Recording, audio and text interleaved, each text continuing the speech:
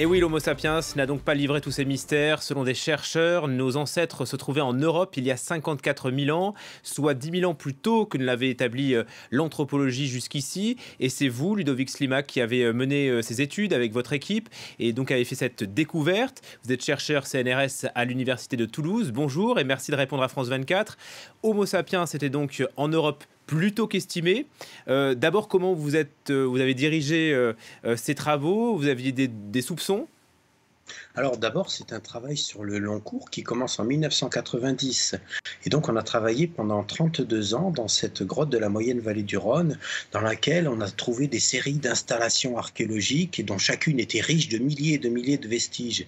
Et on avait au milieu de nos couches archéologiques une sorte d'anomalie technique qui livrait des milliers d'objets. Hein. C'est pas une petite découverte isolée, c'est des milliers d'objets. Et ces objets, on l'avait toujours perçu comme une anomalie technique fonctionnelle. On comprenait pas ce qui se passe, c'était standardisé, très moderne et ça nous posait beaucoup de questions.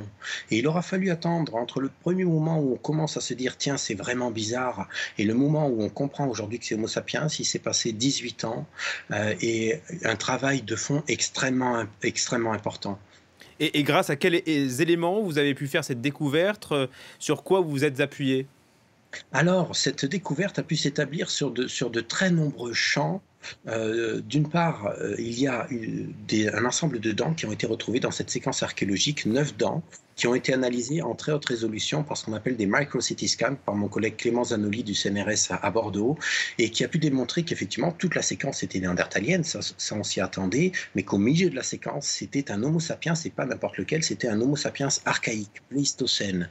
Et par ailleurs, nous, on avait analysé les silex, qui sont des milliers d'objets, et on avait déjà établi les connexions techniques, les liens culturels avec les sociétés de l'Est de la Méditerranée, où on sait que Homo sapiens, à la même époque, avait exactement les mêmes traditions. Et donc sur cette base-là, nous déjà il y a quelques années, on avait dit attention, c'est très probablement Homo sapiens. Et puis là, on arrive avec en fait cette dent qui est une cerise sur le gâteau et qui est une démonstration par un reste direct. C'est une dent d'enfant d'un petit de 2 à 6 ans. Et par cet élément-là, on apporte la démonstration par des champs très différents, par l'analyse des traditions techniques, par des analyses comparées, des études comparatives et par la morphologie en très haute résolution des dents humaines. Alors, il y a beaucoup de critiques suite à cette découverte, notamment Jean-Jacques Hublin, professeur au Collège de France, qui dit bon, ben, c'est une dent de lait, ce n'est pas un squelette, un crâne ou un fémur, c'est tout petit, ça se balade. Vous n'avez pas de doute sur la véracité de ce que vous avancez? Alors il est tout à fait normal qu'une telle découverte soit très discutée, c'est la règle du jeu en science. Mais vous savez, la grotte Chauvet, qui était une immense découverte à l'époque, a été découverte en 94, elle est toujours discutée.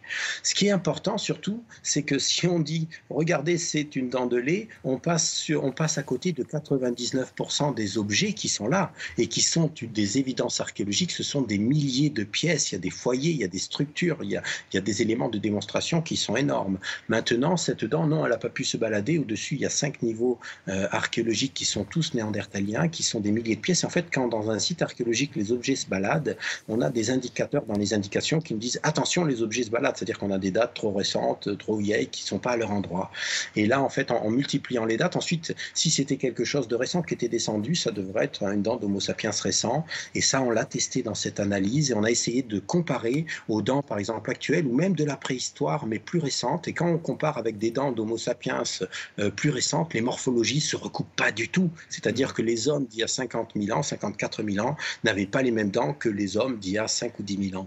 Et donc, en fait, notre analyse est une démonstration et surtout, ça ne repose pas sur une dent, ça repose sur un travail de fond et sur des milliers d'objets et des analyses comparatives très poussées. Et donc, l'une des conséquences de cette trouvaille, c'est que l'homme moderne, donc Homo sapiens, a coexisté avec Néandertal. Est-ce qu'on sait s'ils ont vécu ensemble dans la même caverne, par exemple? Alors, il y a de nombreux apports de cette étude. D'abord, il y a le recul de 10 millénaires à l'échelle de l'Europe continentale, 12 millénaires à l'échelle de l'Europe occidentale. Ensuite, on a la démonstration, grâce à des analyses de très haute résolution qu'on a inventées et développées pendant 16 ans à la grotte Mandrin, grâce à mon équipe, et là, c'est les travaux de Ségolène Van de Velde, donc de Paris-Saclay, qui démontrent qu'en fait, il s'est passé 1 an entre le passage néandertalien et le passage d'Homo sapiens dans la cavité.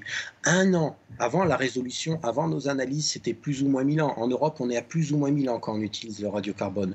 Là, sur un an, on dit, OK, les deux se sont rencontrés sur un territoire précis. C'est la première démonstration, c'est la première fois qu'on voit un endroit très précis en Europe où on a la rencontre des deux humanités.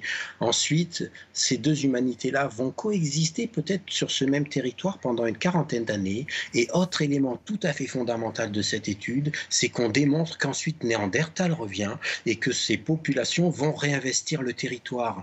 Et ça, le remplacement de Sapiens par des sociétés fossiles, qu'elles soient néandertaliennes ou de l'homme de Denisova ou de l'homme de Floresiensis, n'importe quelle société fossile, c'est une première au monde et c'est un élément très important d'analyse et de compréhension de ce que sont ces sociétés fossiles.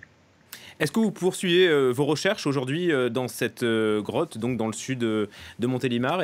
Qu'est-ce que vous espérez y trouver? Oui, alors ça fait 32 ans qu'on y travaille. Je pense qu'on en a encore pour 100 ans de travail. Mais en fait, c'est une très très grosse équipe. Vous savez, on a les meilleurs chercheurs, très internationale, une équipe dont il y a des gens de tous les continents. Et il y a en fait cette première annonce, c'est la partie visible de l'iceberg. On a déjà fait de très très grandes découvertes, autres qui sont actuellement en review dans les plus grands journaux, dont plusieurs nouvelles qui sont aussi importantes que cette annonce-là et qui vont littéralement réécrire ce qu'on pensait savoir sur la question cette fois des derniers néandertaliens et des populations qui vont remplacer Homo sapiens dans cette cavité. Mais on a tout un champ d'études, donc il y a des données qui sont déjà acquises parce qu'on a 32 ans de matière et qui sont actuellement en train d'être publiées et qui vont faire aussi grand bruit.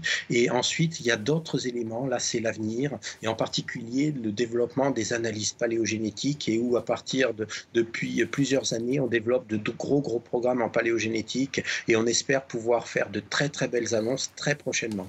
Merci beaucoup Ludovic Slimak.